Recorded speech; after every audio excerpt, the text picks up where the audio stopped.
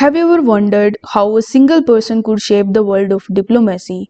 Kissinger, a biography by Walter Isaacson, dives deep into the life and legacy of Henry Kissinger, one of the most influential and controversial figures in global politics. This book explores Kissinger's journey from his early days as a Jewish refugee fleeing Nazi Germany to becoming a key architect of US foreign policy. Isaacson paints a vivid picture of his genius strategy and sometimes controversial decisions during pivotal movements like the Vietnam War, the opening of China, and Cold War negotiations. Isaacson doesn't shy away from controversies either, shedding light on the moral dilemmas behind Kissinger's decisions and how they shaped modern geopolitics.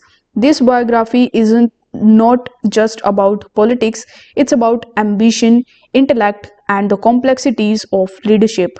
If you are ready to explore the mind of a master strategist, you can check out the Amazon link in the description to grab your copy or start listening with a free Audible trial today.